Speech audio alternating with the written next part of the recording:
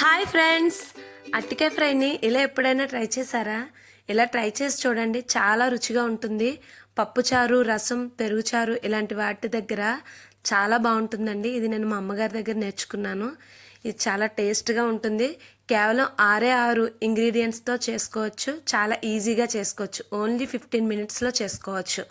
దీనికోసం నేను medium size 3 అట్టికాయలు, అలాగే 1 టీ స్పూన్ పోపు దినుసులు, ఒక కరివేపాకు రెమ్మ, అలాగే 4 స్పూన్ల ఆయిల్ తీసుకున్నాను. తీసుకొని అరటికాయలని వీడియోలో చూపించినట్టు సన్నగా తరుక్కున్నాను.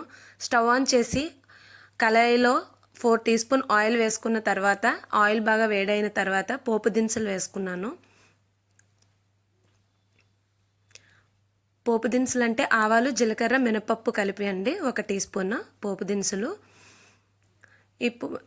ఈ పోపు దినుసులు వేసుకున్న తర్వాత కరివేపాకు తర్వాత కట్ చేసి పెట్టుకున్న సన్నగా కట్ చేసుకోవాలండి ఈ అరటికాయలు. పెద్ద సైజు అరటికాయలు అయితే అరటికాయ ముక్కని మధ్యగా కట్ చేసుకోండి. ఒక ముక్కను 2 ముక్కలుగా. నేను ఒక ముక్కనే సన్నగా తరిగి చూపించాను, కానీ మీరు 2 ముక్కలుగా కట్ చేసుకోండి. అంటే మీకు ఏమైనా డౌట్ ఉంటే వేగవని 2గా చేసుకోవచ్చు, కానీ వేగుతాయండి. అలాగే వీటిని బాగా కలుపుకోవాలి. కలుపుకొని మీడియం ఫ్లేమ్లో పెట్టుకోవాలి. ముక్కలన్నీ ఇదే కలర్లోకి రావాలండి, నేను వీడియోలో చూపిస్తున్నట్టు. మధ్యలో కలుపుకుంటూ ఉండాలి.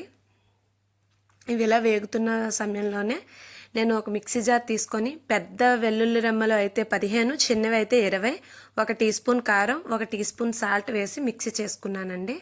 మిక్సీ చేసుకున్న తర్వాత చూడండి, అంతలో నేను మిక్సీ చేసుకునే సమయంలోనే అరటికాయ ముక్కలు ఎంత బాగా ఫ్రై అవుతున్నాయో. ఇవి బాగా ఫ్రై అవ్వాలండి.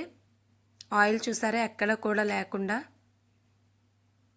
ఆయిల్ ఇంకేం వేసుకోవాల్సిన అవసరం లేదండి. స్టార్టింగ్లోనే 4 టీ స్పూన్స్ వేసుకుంటాము. ఇది అలా ఫ్రై అయిపోయిన తర్వాత మిక్సీ చేసుకున్న వెల్లుల్లి ముద్దను ఇందులో వేసుకుంటాము. వెల్లుల్లి, ఇంకా కారం, సాల్ట్ అండి, ఈ మూడింటిని వేసుకొని కూర మొత్తం బాగా కలుపుకోవాలి. ఫ్రై మాత్రం చాలా రుచిగా ఉంటుందండి. మీరు ట్రై చేయండి, చాలా ఈజీగా చేసుకోవచ్చు.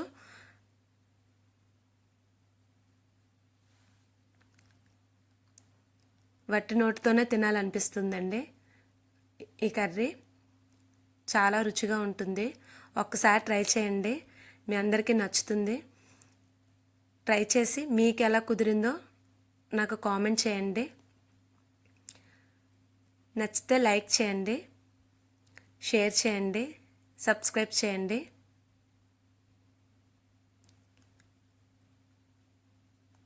కేవలం 6 ఇంగ్రీడియంట్స్తో చేసుకోవచ్చండి.